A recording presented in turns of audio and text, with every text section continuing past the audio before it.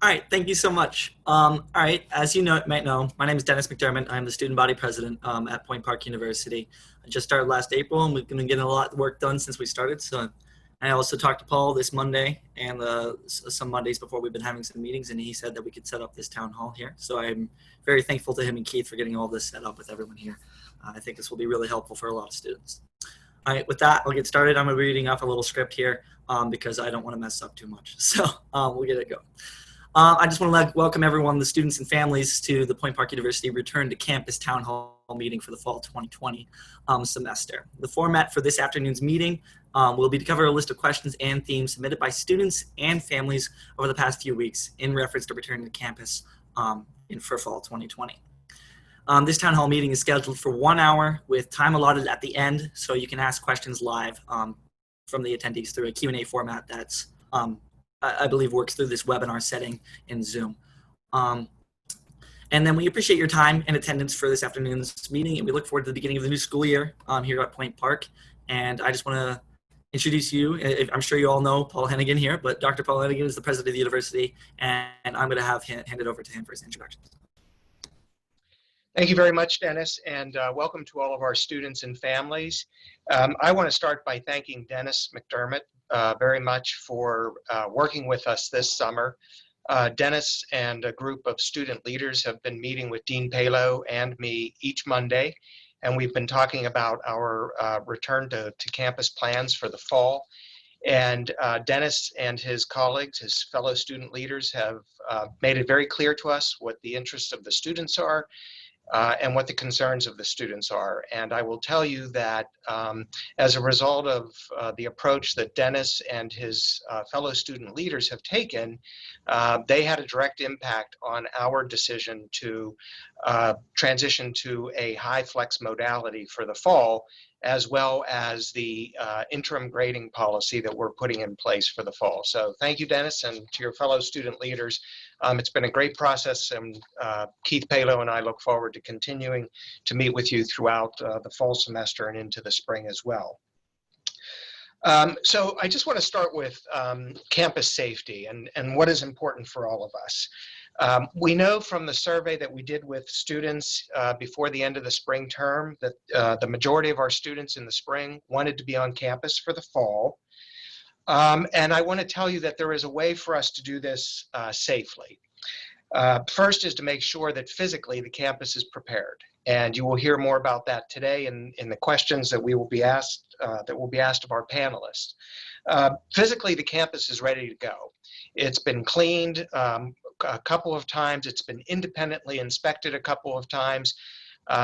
There's a lot of social distancing signage and requirements throughout. So as far as the physical campus, we're ready to go. Now it's up to all of us personally in terms of our behavior to make this work and to make it work safely. And specifically what I mean by that is before anybody returns to campus, students, faculty, staff, we all have to pay attention to our behavior for at least 14 days before we get back to campus. So that means that we need to follow all the public health guidance, wearing a face mask, social distancing, avoid large gatherings, washing hands frequently, and limiting travel to the extent possible. And then when we all get onto campus, we got to follow those same rules. And those are the rules that we will have in place when everybody is on campus. Everybody will need to wear a face covering. We will social distance. We are going to avoid large gatherings. I hope everybody washes hands regularly. And that's how we do it, and that's how we do it safely.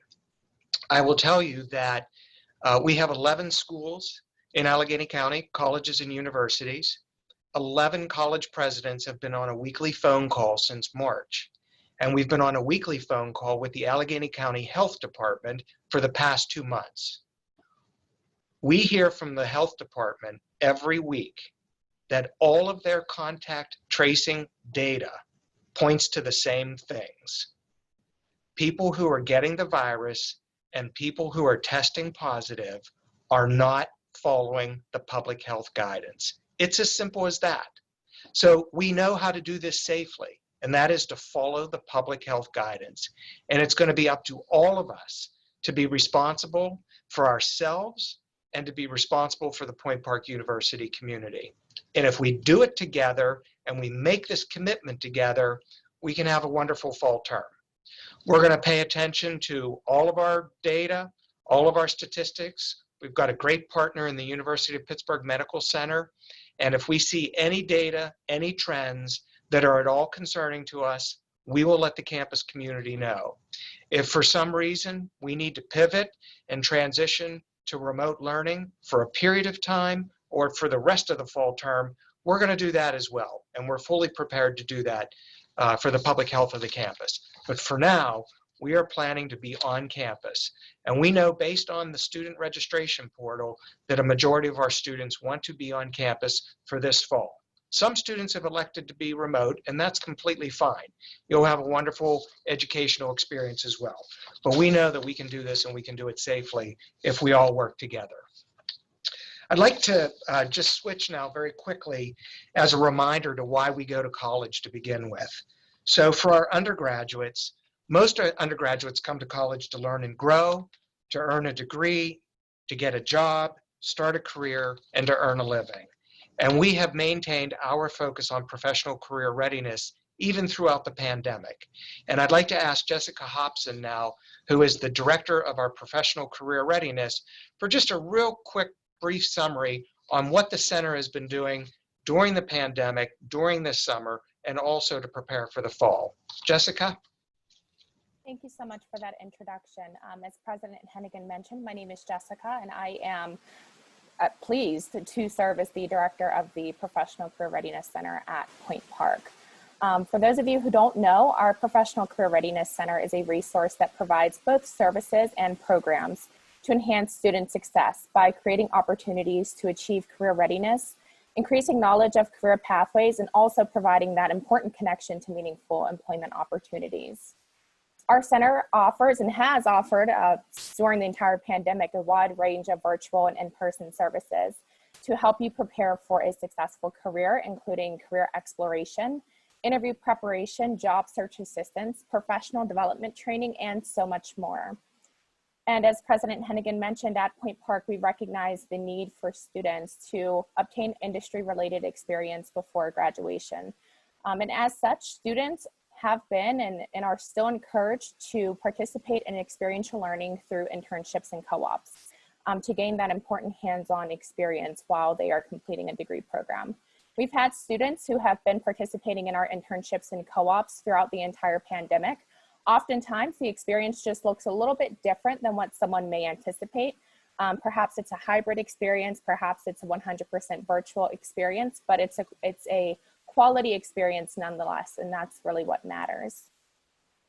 Through internship participation at Point Park, students have an opportunity to really test the waters and test their career path, to see if they are in the right major, to see if they are pursuing the right career path, and to begin gaining that hands-on experience.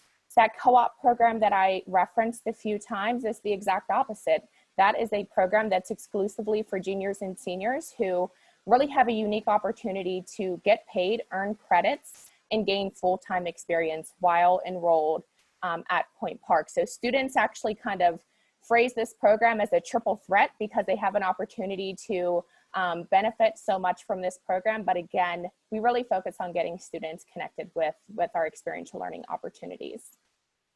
As we prepare for another school year, here are a few things that you can expect from our Career Center. Our department staff will offer virtual and in-person appointments to accommodate student needs. Virtual career fairs will be held throughout the fall and the spring semester in an effort to connect students with employers. So again, as we're seeing across the country, most universities and most employers are beginning to move toward virtual career fairs out of caution for safety and health. So we will also be having virtual career fairs at Point Park for the upcoming school year. As I mentioned, our internships and co-ops will continue. So we're working with organizations across the country to identify both virtual as well as in-person experiences that our students can participate in. We will continue to offer regular career-related programming. And lastly, our Career Center will be launching a digital career readiness platform called Careers on Point. And the goal of Careers on Point is to empower students to efficiently begin and manage their career journey while partnering with the Career Center along the way. This program contains a series of activities and resources for both undergraduate and graduate students. And it encourages you all to participate in community engagement, career readiness education, events, student organizations, internship co-op, and so much more. Again, our goal is to make sure that especially during this difficult time, where we're being socially distant and we have to do things differently, that you have the resources that you need to really navigate your career journey. So again, I am excited to welcome you back to another school year. I'm excited to finally begin engaging with students more frequently, and I'm confident that you will find the necessary supports that you need to navigate your experience and also jumpstart a professional career at Point Park. So again, I encourage you to visit our website to learn more about our programs, our services, as well as our student success stories. And I would now like to transition to our next speaker. Thank you. Thanks a lot, Jessica. So Dennis, we're going to send it back to you to get started with the questions and answers. All right, awesome. Thank you so much. We're going to start here soon. First of all, I'd like to say with these questions, these are all been submitted by students and parents alike, and some of them have been written by people that have helped me out from the student government or likewise from other places. We're going to start with Jonas Prida, who I'd like to thank, first of all, for helping us institute the pass no credit option and remote options. He was very helpful in getting all that done. So thank you so much for that. I don't really think you gave us much of a choice, if I remember the negotiations correctly. Well, all right, thank you. I appreciate that. All right, so we'll get started. This one's about deferral options. Okay. All right, so this is from students and parents, and who are some of the resources for students who are high risk or those who feel unsafe returning to school in the fall? Can we defer and pause? And what is the process for seeking withdrawals and reimbursements?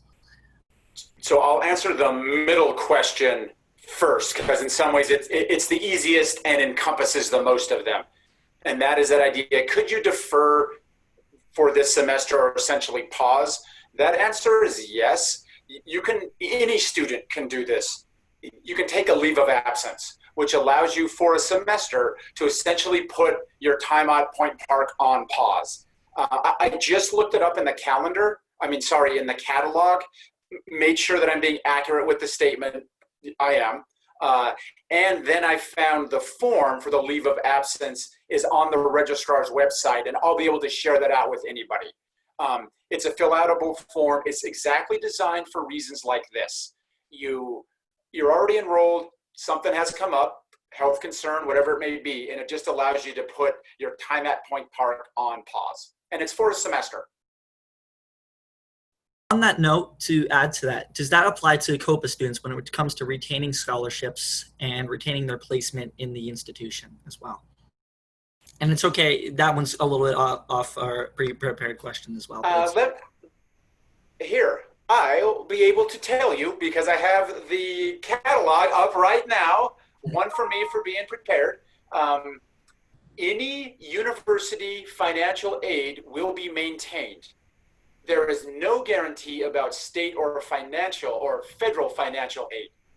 So it seems like if it's from the institution, you continue to get it on a leave of absence when you return, right? You don't get it while you're gone. Better? That's all. Yeah, that's good to hear. And what is the process? You can go and request that from the registrar. What about when it comes to reimbursements for anything like that, if you decide to leave mid-year or anything like that? So I also looked that up. And so if you want to withdraw, take a W early in a class, you can and get all of your money back. And this, again, is all listed in the catalog. I'll be able to give you a specific page if you need me to. I can put that in the chat or however you want to do it. It's that first 7 calendar days. Here's for example. You show up. You immediately realize it's like, this is not really what I'm interested in. And so that immediately. You can essentially drop all your courses and get 100% of a refund if you decide to do it that way. As you go later in the semester, it becomes less and less of that refund available to you. Is that helpful? Yeah, And that if makes not, sense. I can continue to talk. I just don't want to go on too long because that's my number one problem. I think we've answered that question a lot, and if I want more extensive an answer, or students want more, I'll email any of you for more of like an extensive Okay, answer. great. Just so we get to all the questions and stuff. Yeah. Um, this one's about academic options. In the case of someone being high risk or with underlying conditions, what options would there be if a student decide not to return to on-campus housing? So there'd be two here. One, you can certainly commute, which does allow you then to have a slightly less of a risk profile, right? Because you might only come to campus for one class and take 4 other ones remotely. Of course, it still requires you to commute. If you're looking for the one that has the highest chance for you to control your environment, do them all remotely. And that's not going to be a rarity. As I think President Hennigan maybe mentioned at the start of this, roughly 15% of our students are going to take courses predominantly remotely this semester. So instructors will be ready for this. Okay, cool. And then continuing academic options, will the students be expected to take classes remotely while quarantined or being forced to isolate? If this is not possible due to illness or symptoms, how will the professors like excuse that student for a period of their coursework? And can there be more sick days without penalty on students? And I can re-ask these questions if it's too So hard. the first one, if you're simply, and this sounds like I'm really underplaying it, if you're just in quarantine or isolated, how hard can that be? If you're in that case, then you're taking the course remotely and you're still expected to be in the class. When you get sick, right, and it actually begins when you become symptomatic of something, then you're essentially ill like you would be for any other type of class, and then it becomes sort of you and the professor having that discussion.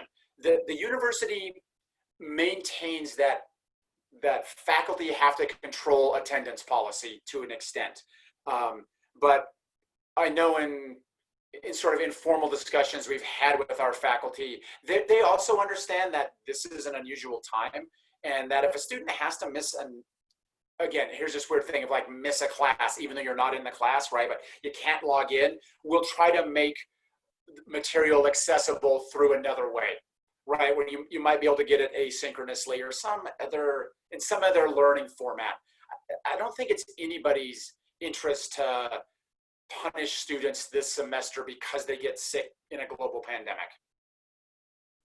I agree, and I would hope that most faculty would agree. Yeah. With that. So, when it comes to class times, will there be more time between classes? Because a lot of, first of all, I know personally I'm going to be avoiding elevators just to give other people priority when they need it and stuff like that. But will there be more time since more students are going to be taking stairwells to get to class? The 10 minutes might not be enough. So the university has moved to what almost every other university in the nation does, and that's a 50-minute hour. And so now a class that was 90 minutes long is only 75. So it'll give everybody 25 minutes in between classes, exactly for the reason that you gave. The West Penn to Academic Hall march now all of a sudden is a little bit less crazy because you might be on the 10th floor of West Penn, right? And people are going to have to make decisions about how they move around on doing that. And so it's giving people more time will make it less crowded. That's awesome. Good to hear. This is a question from a commuter, so I'm going to be reading it in the voice of how they wrote it here about the library. And it says, I am a commuter. I typically spend my entire day in the library table / study room that they have. Are we still able to reserve a study room? Are we able to take out or rent library books or movies from the library? So I only was able to get some of the information on this one, but I think a couple other people in this discussion will have more information than I will. I don't know what's going to happen with the study rooms that are on the lower level, because I've gotten some different information on them, so somebody might be able to clarify that. And I can clarify on that a little. I'm a tour guide, and right now they are closing those down. I don't know when they would reopen. Don't have any information. Okay, The thank entire you. business is closed off right now. You will still be able to get books and movies out of the library, but the books there'll be a quarantine on them coming in and then leaving again. So like if I check the book out and return it, it has to sit for 48 hours, I think is what they're giving us the time right now before somebody else can check that book out. But I do know that we're going to try to continue to have places like the library and open spaces be spots where students can study and use Wi-Fi, which we know was a struggle for many students during the great move out in spring. All right, thank you, Jonas, so much. Those were all the Hey, questions. thank you. These are always great. And of course, in the Q&A, if you have any questions specifically for Jonas that he needs to answer, feel free to ask, and we'll have time at the end of all this. But now we're going to move over to Keith Palo for and 1 second if I'm frozen. We're going to move over to Keith Palo and for questions related to health and other safety issues and stuff like that. Keith, again, has been a very big help in getting all this meeting set up and with a lot of other issues I've been working on for this entire summer. So I'd like to thank him for that here and then give him the opportunity to speak during this. All right, so we'll start with a question about positive test results, which might be self-evident in itself. What happens if a student who lives on campus tests positive? Well, first and foremost, Dennis, thanks. Appreciate all your support, as Dr. Hennigan said. It's great working with you. And it's great to see everybody, even virtually. It is nice to see the numbers and know that folks are out there. So thank you. On this first one, Dennis, I consider this as like an assessment of a positive case. And what we've done is, and then we'll carry out the protocols that we have written down. Yeah, go ahead, Dennis. I'm sorry. Yeah, you're breaking up a little bit. So if you want to take a second, make sure everything. Okay, so we hear your whole answer and stuff. I was going to say you are too. Oh, so it might just be me then. Okay, sorry. It's okay. It could be just a lot of folks using it. So let me make an adjustment. I'll talk louder if that's better. I hope. Please let me know. So we have worked with our partners and created a great relationship with UPMC, the University of Pittsburgh Medical Center. They're going to be our experts. They're going to be support. They're going to help us with supplying additional health services here on campus and would carry out those protocols, would be looking to them for advice. Again, they will go through, we have an app, an Anywhere Care app that they have developed that will assist students and so on. So there will be a process, and it'll go also through our student health center. So once a student is positive, there's going to be recommendations and protocols that we're going to ask our students. And they could range from obviously being quarantined to, heaven forbid, hospitalization, if that's what we feel once they have been assessed. So again, all those processes and procedures, again, through our health services department and through our partners are in place for our students. All right, thank you. When it comes to cases on campus, if the COVID cases become too severe on campus, will the school make the call to send everyone home? How many students need to test positive before we decide that we should implement remote learning in that aspect as well? Well, again, the university will work again with their partners at UPMC and through our health center for advice and assistance on cases, both positive or if they are they're symptomatic, those who have been exposed. So we'll work very closely with those folks. There is no magic number at this point in time. We have talked to our experts and to our partners, and I don't believe that I have heard a number anywhere when looking at this. And of course, we live this every day in a sense of trying to find those types of answers. So we will continue to monitor it, determine, again, what is best and what is the best for the health and safety of this campus. Of course, what we are putting in place in a sense of how we can place students and keep students healthy. And we'll again look for our support with our experts at UPMC. So again, Dennis, it will be something that we will monitor on a constant basis. All right, yep, thank you for that. COVID testing, what is the testing and contact tracing protocol that we have in place on campus? Will we put temperature checks in place, and are students supposed to report all symptoms they have or just a fever? So testing will be determined by, again, a process, a protocol process. Again, the health center will be contacted. The Anywhere Care app will be utilized by students if they feel that they have symptoms. They will be assessed then. They will be asked a series of questions. It will be determined if they need to be seen in person or the recommendations that'll have to happen after that. Again, it could be, well, and like it is in society, we believe that you should quarantine, or you should quarantine yourself, or you should seek medical attention, or let us help you set up an appointment to be seen, or you should get to the hospital immediately. And then, of course, we have support for those types of situations. So we will do that. And so we will assess that, and they will give us that advice. So testing, won't be automatic. It will be recommended, and it will be prescribed when it is necessary. Based on all the individuals' factors in each one of those cases, as I said, it'll be determined what is necessary. Contact tracing, we have individuals that have been trained on campus that will support contact tracing when and if we receive a positive case.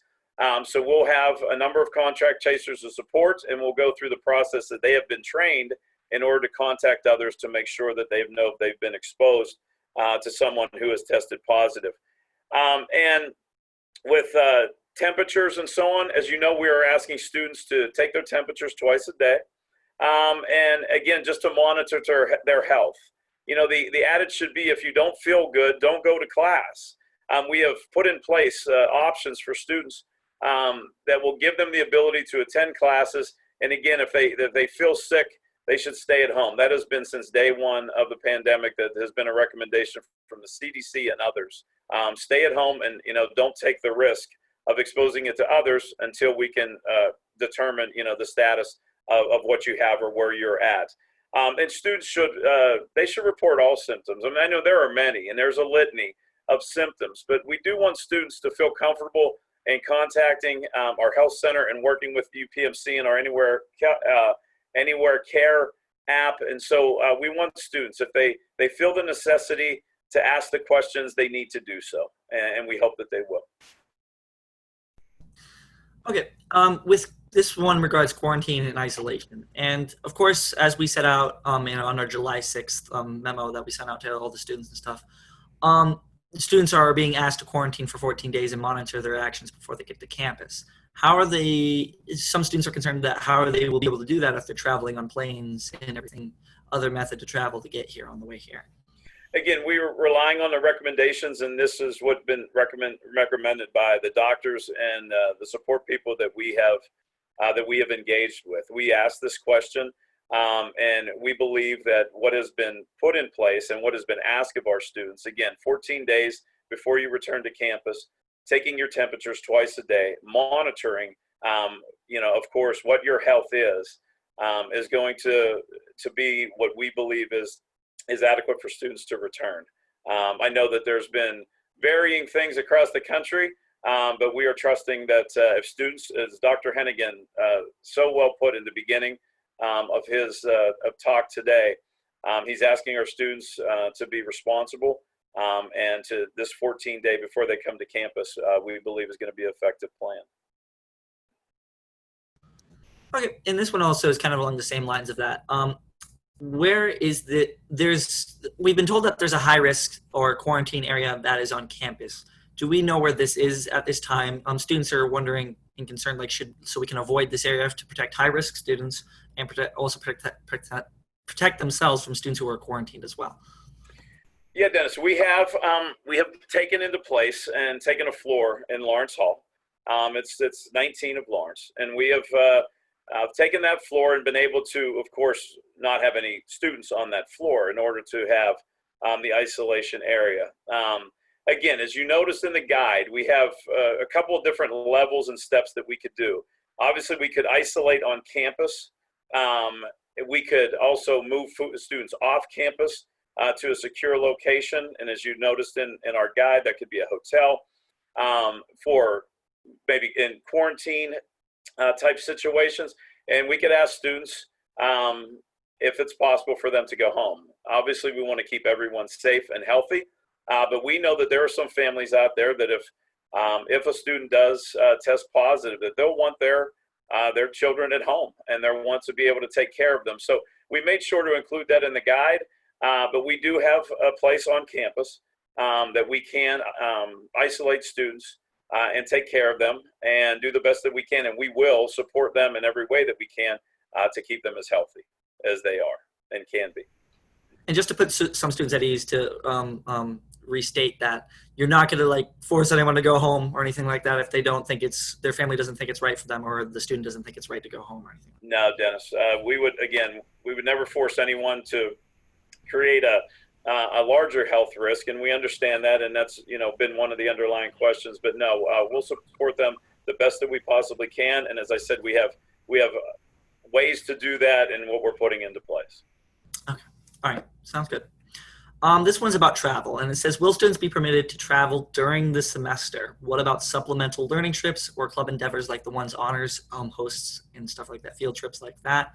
And will students travel to places, students travel to places with spikes that are experiencing spike in cases if they are traveling at all?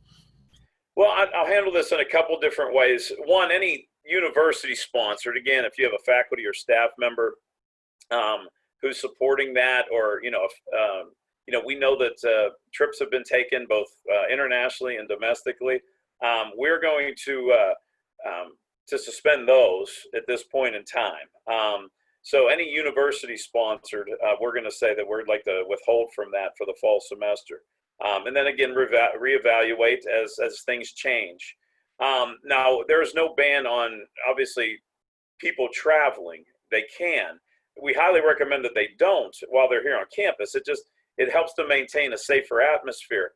But if they're done, if they do travel, we're going to ask them to follow the same policies and protocols that we have, and that the CDC and others have recommended, that if you are in those places that are considered hotspots, we're going to ask you to quarantine for 14 days to make sure that you do not have the virus, that you don't become symptomatic, and that, again, you protect those around you, and we can keep this as contained as possible. So again, we're going to ask our students, as Dr. Hennigan said again, to be responsible and try to maintain and stay as close as possible.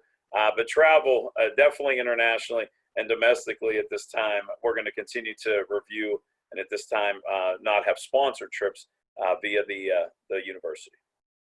And I just skipped over one that I want to ask as the last question I have for you, Keith, which is, will there be any quarantine requirements for that November if students should choose to return to the university after the Thanksgiving break?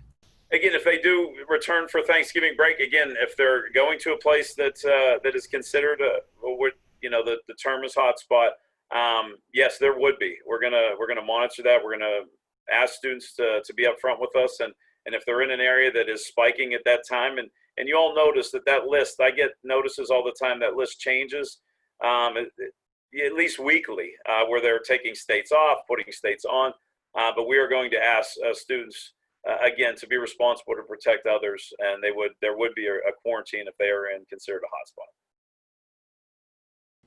Awesome. Thank you so much, Keith. I appreciate all your answers there, and I appreciate your help with all this. And of course, he'll be available for questions at the end of this, I'm sure.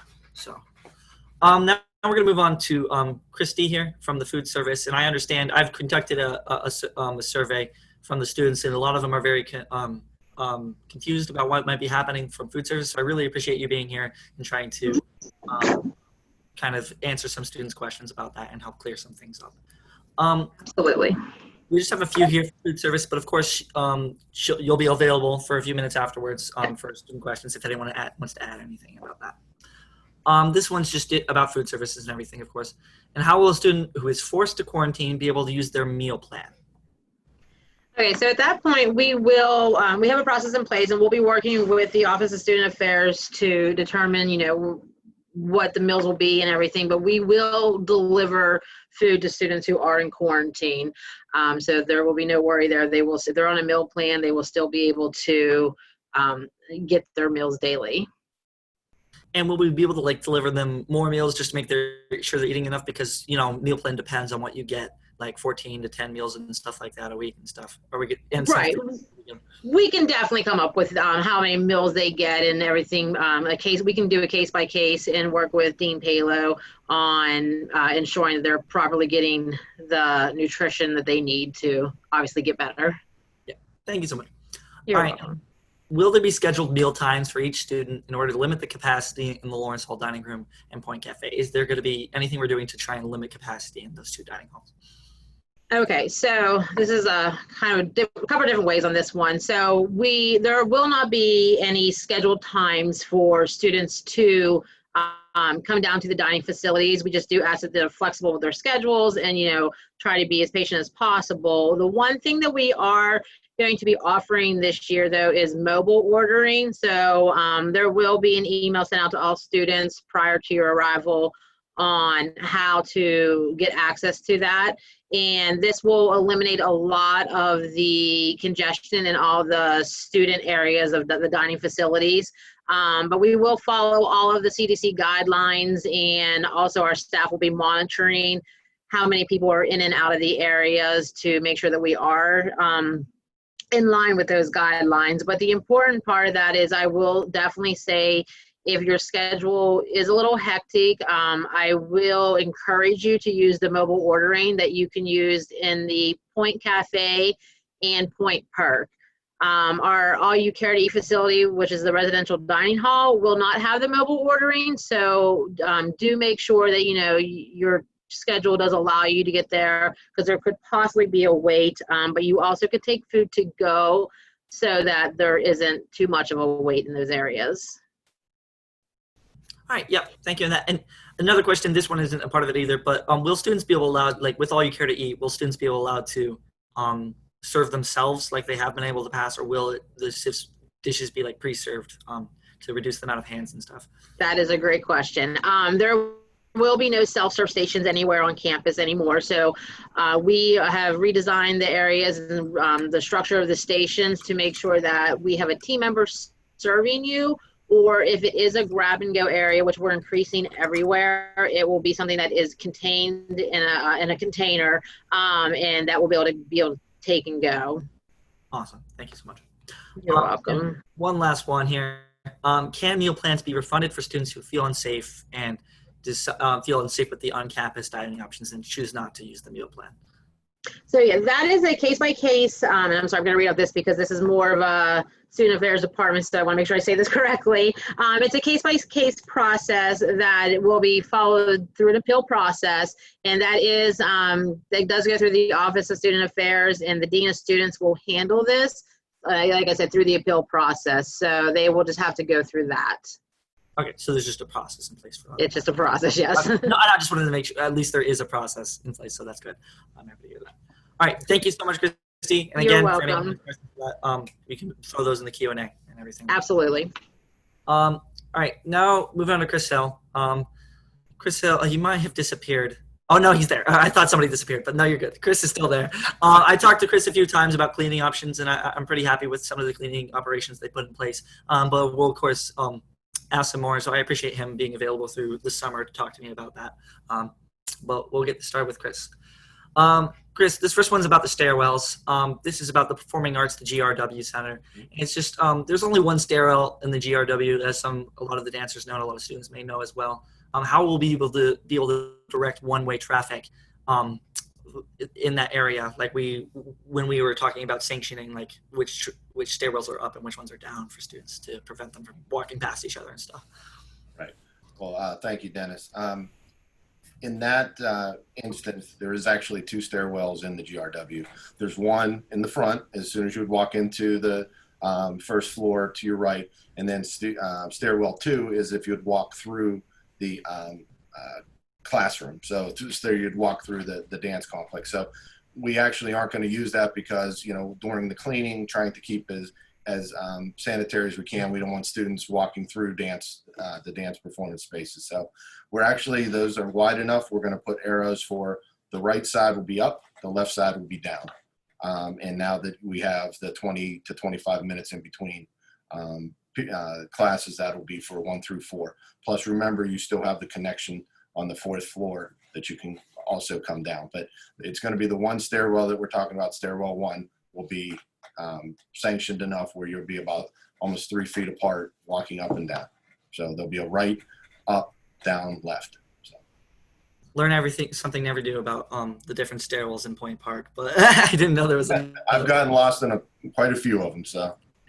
Okay, so thanks for that. On elevators, apparently this was I don't know what this question is specifically referring to, but this person may just know more about me than this.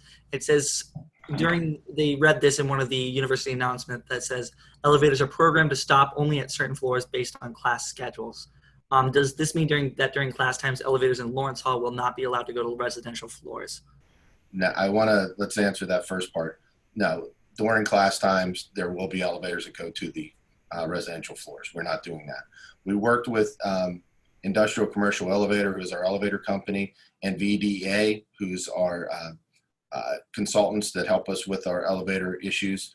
And we're looking at making the elevators, since the capacities through COVID are so dramatically reduced, that we're trying to make these elevators as most efficient as they possibly can. So what that means is during certain times, the elevators may be working to go to the classroom floors as opposed to going up, but every elevator will still have the ability to go to the dorm floors. But we're just trying to make it so that we know that there are going to be more people waiting because less people get on the elevators. So we want to make it as efficient as we can during the times. And we'll continue to monitor that through our LiftNet system, which is an elevator system that we have here in the physical plant and public safety also has, where we're able to see all the elevators on campus, where they're at, the doors open, whether they're going up and down, how many buttons or times the up buttons were pushed, down buttons, so we can monitor and make changes on the fly if we have to.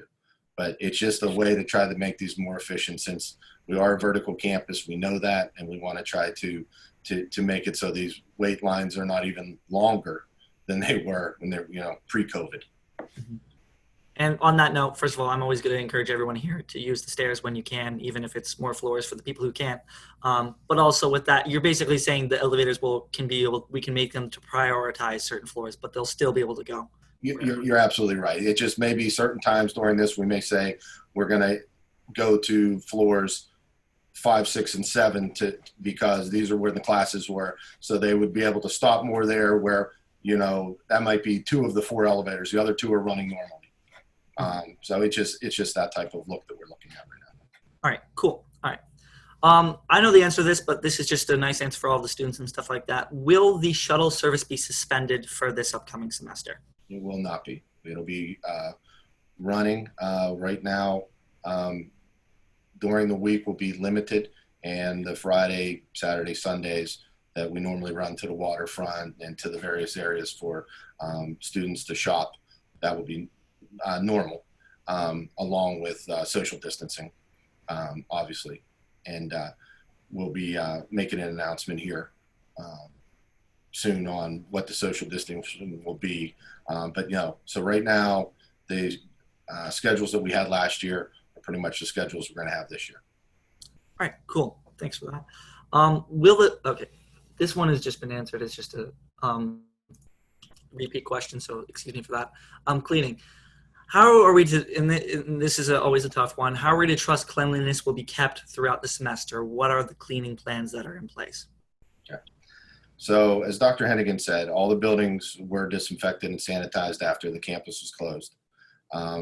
Prior to reopening, all the buildings are being again sanitized and disinfected. So in order to maintain the high touch areas and receive the appropriate cleaning and disinfecting with the guidelines, we've added additional protocols to our existing protocols. We brought in, we're using anoxifer wipes, which are a CDC rated 1-minute kill against the COVID-19 virus. And that's what we were using pre-COVID. So that's really helped. So that's what we were using all through campus. Additionally, we've purchased electrostatic sprayers that we've have a 90-day virus product called OmniShield, which we are spraying on all common areas, dorms, elevators, lounges, the rec center. And when we spray those go on the surface, we wipe those off, and it just helps. It's another layer of protection for 90 days. On the elevators, we talked about it. We have microbial brass button pushers. There, we're also looking at installing UV lights in the fans on the elevators to help mitigate the COVID spread.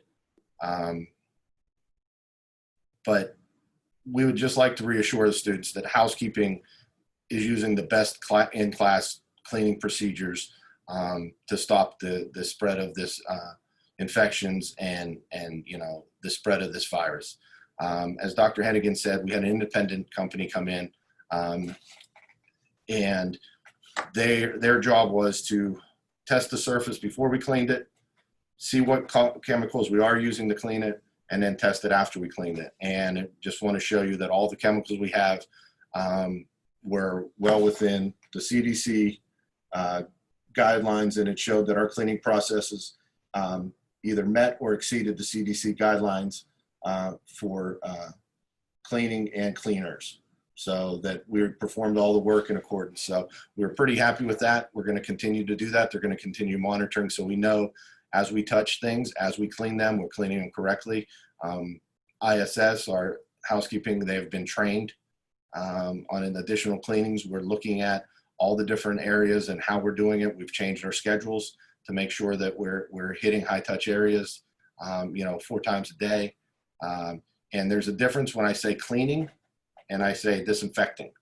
So, we'll be disinfecting, 3 times a day of the 4, and 1's cleaning. So in other words, we're disinfecting, wiping down, and then that 4th time we're cleaning and disinfecting, but that's where we're going to do the vacuuming.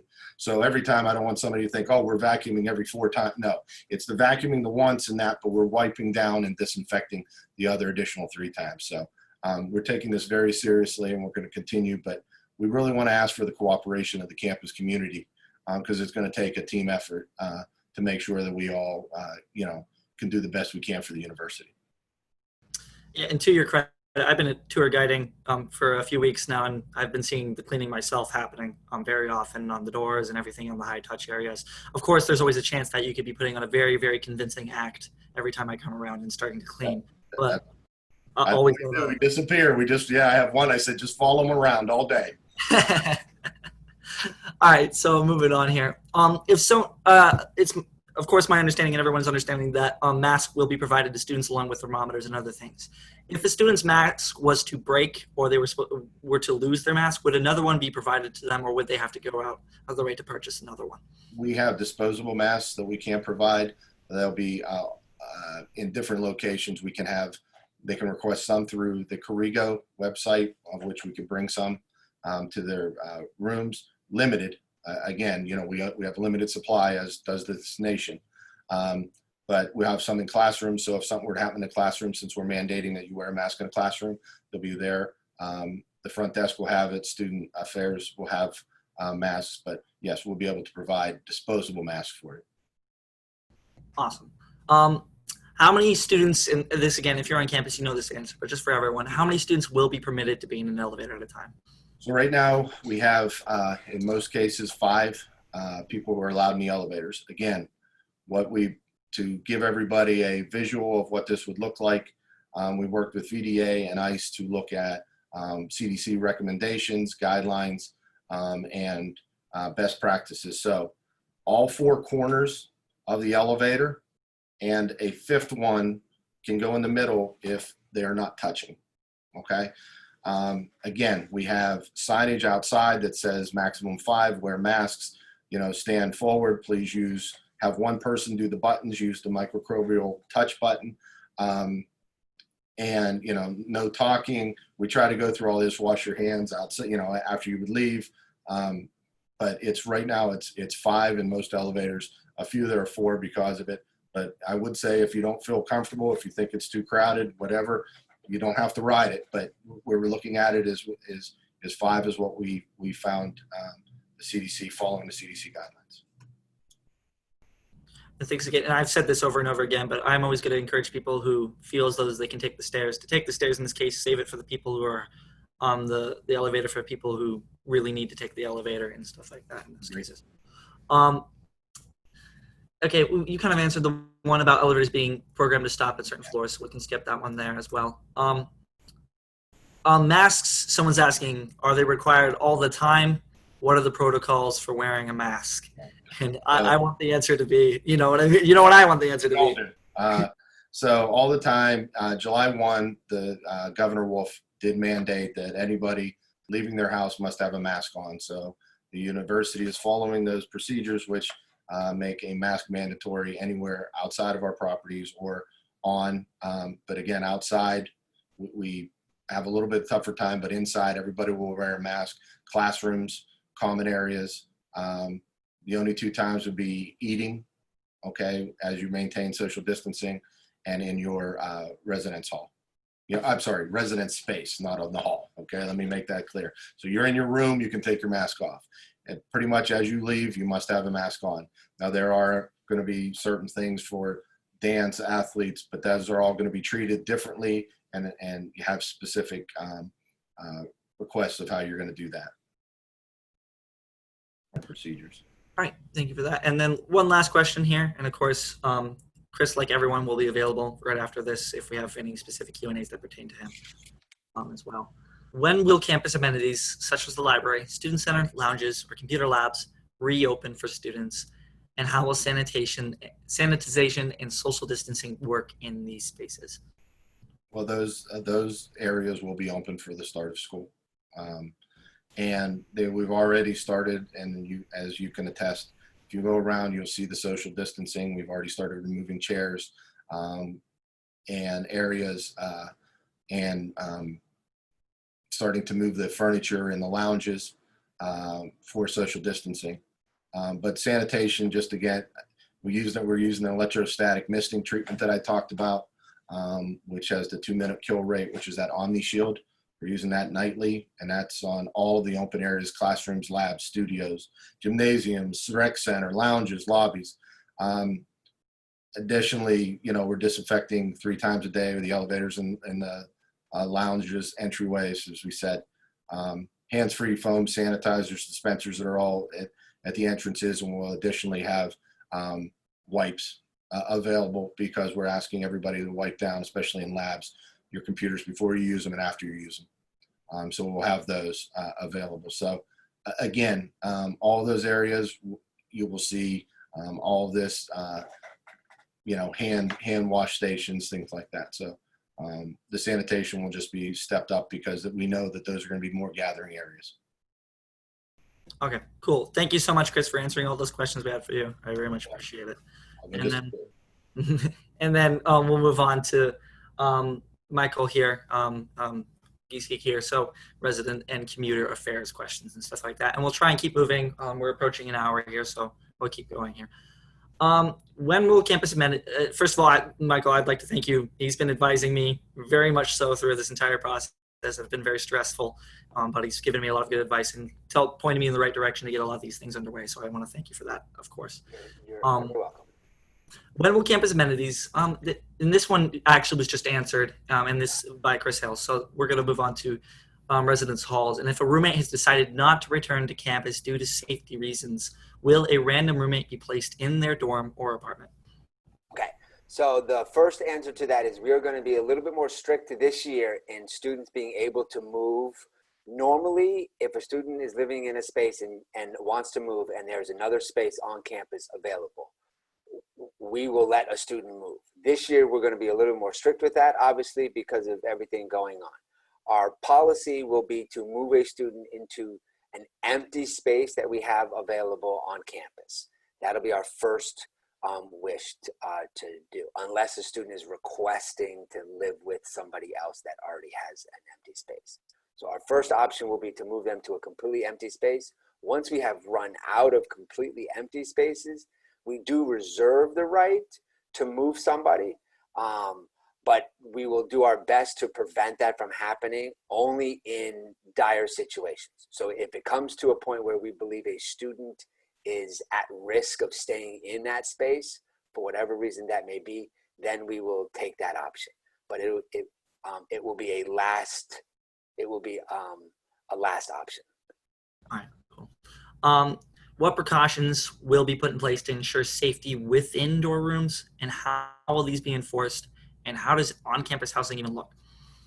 So we are going to be a little bit more virtual, as you can imagine, like everybody else. Floor meetings, mediation meetings, one-on-one meetings with REs. We're going to encourage and try our best to have all of those interactions, either with the main office, with the REs, with the professional staff living on campus. We're going to ask those to be virtual meetings as best they can be. From time to time, depending on emergency situations, we understand that can't always be the case. We will still be going to the scenes of any incidents that are occurring, working with students that may be going through a situation. We will do that with as best social distancing as we can. All staff, like everybody else, will be required to wear masks.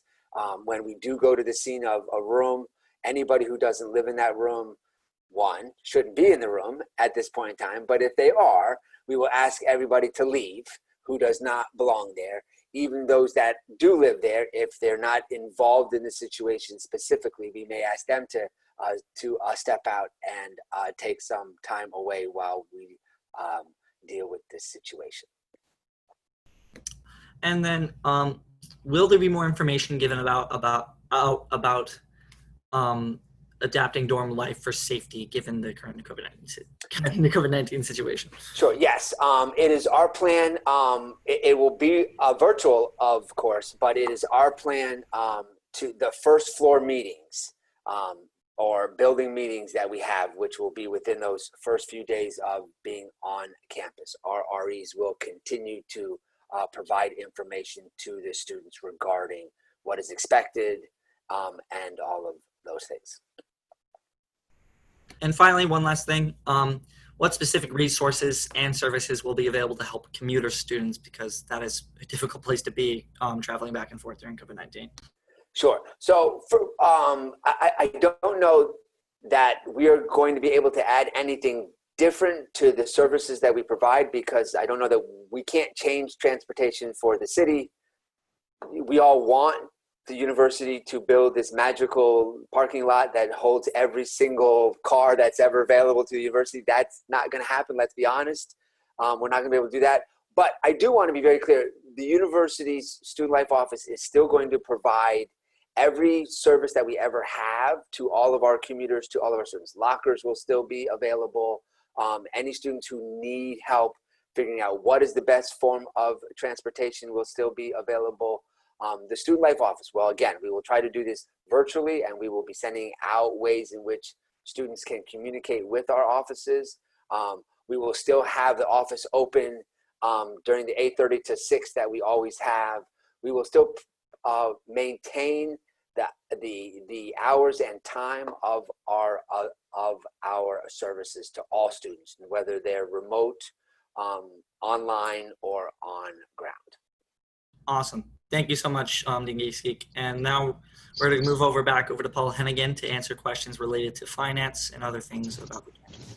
So thanks again, Michael. So for this one's regarding the final 3 weeks of the fall semester. Will the 3 weeks of classes after Thanksgiving break be prorated with less expensive online tuition?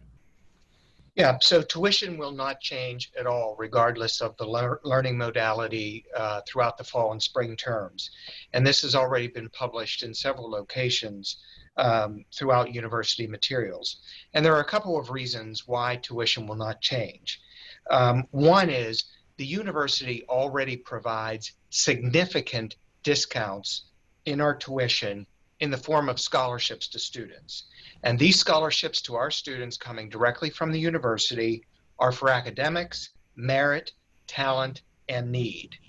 Over 99% of our undergraduate students receive substantial scholarships through the university.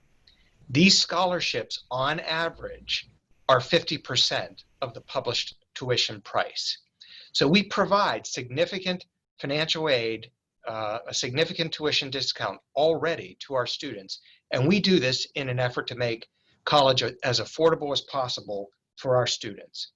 The other reason why we can't change tuition throughout the year is because we use the tuition money that we collect to hire the faculty who teach the classes and to hire the student support staff who provide all the student support services. So if we would reduce the tuition at some point throughout the year, then we're not going to have the faculty to teach the courses, and we're not going to have the student support staff to support the students. And so then it becomes kind of a circular argument. So that's why tuition will not change. It's as low as we can possibly make it.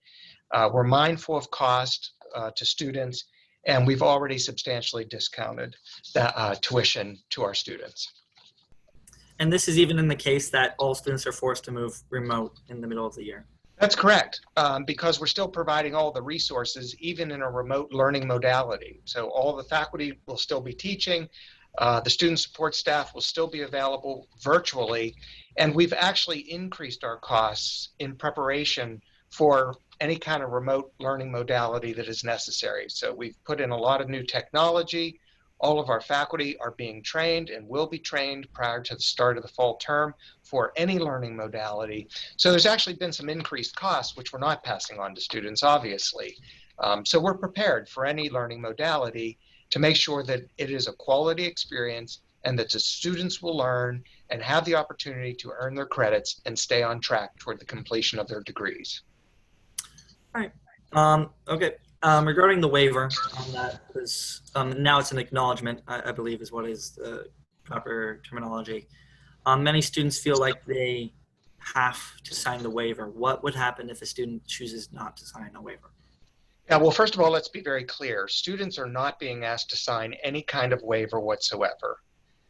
Students are required to sign a housing contract if they want to live in residence halls. In that housing contract is now an acknowledgement of risk. It is not a waiver. It is an acknowledgement of the risks associated with communal living during the pandemic. So students are not waiving any rights at all. It is an acknowledgement of risk. It is not a waiver. And with that, we're just over the hour. So we do have some questions available and a Q&A. That is all the questions that we pre-prepared and had written down, but we are going to answer questions live here. And I think Keith Palo is going to be handling the Q&A portion of this. So I'll turn it over back to Keith. Thank you, Dennis. I'm going to keep my screen off and so that I can monitor through these. Many of the questions that have been submitted have been answered by our panelists, so I really appreciate that. I will go through just a couple quick ones. Dr. Prita, if I could have you answer a couple questions. The situation with the Foundations for Success program. I know that the Foundations program is on. Can you elaborate a little bit about that program?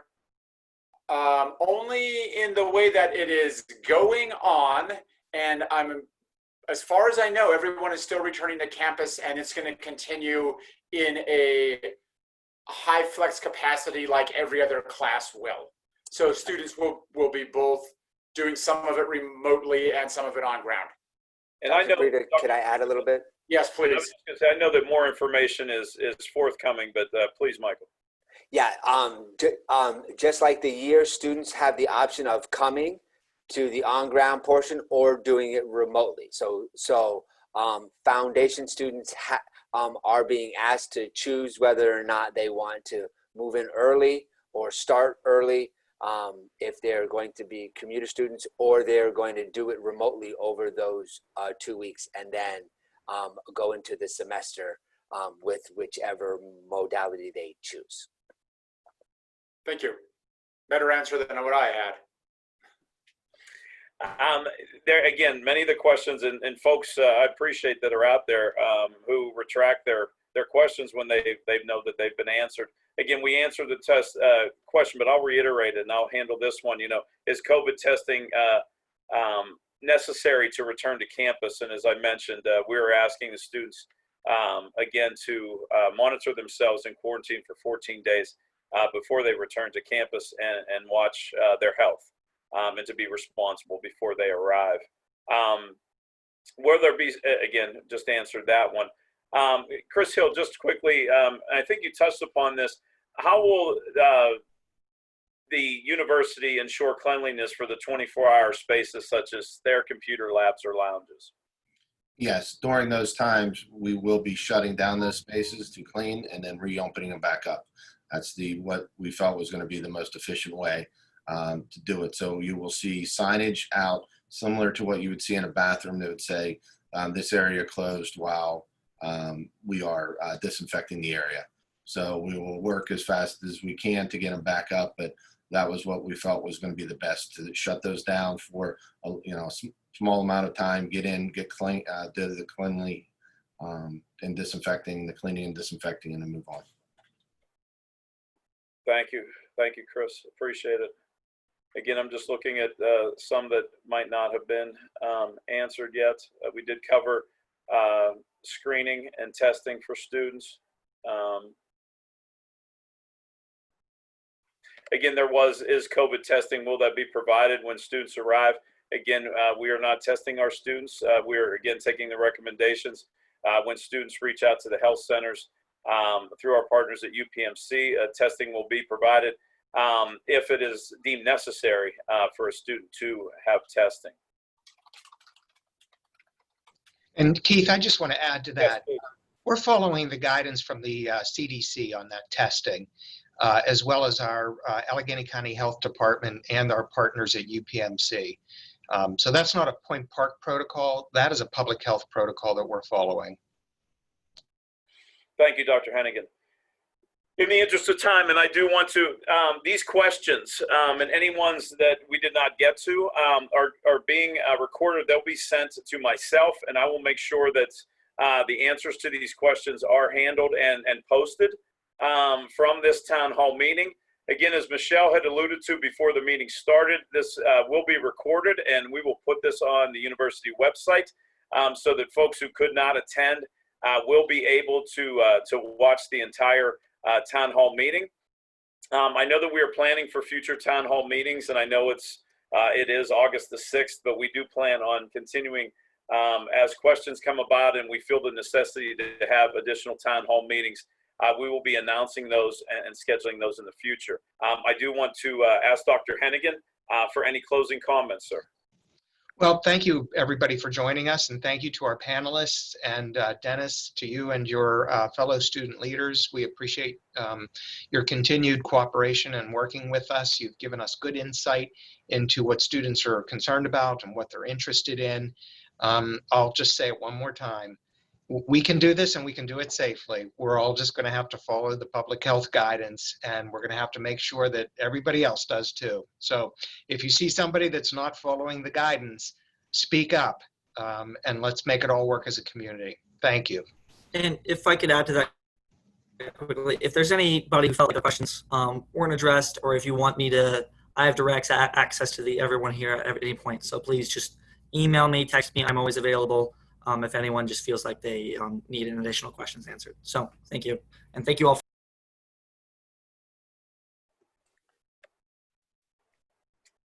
Thank you all. Yeah, thanks everyone. Fun as always. Thank you. And just to reiterate what Dennis said, email any one of us directly. You've seen sort of who we are and what areas we oversee, which is why we're all here. So if we didn't answer any of your questions, don't hesitate to email us directly, and we'll make sure to give you the answers that you need.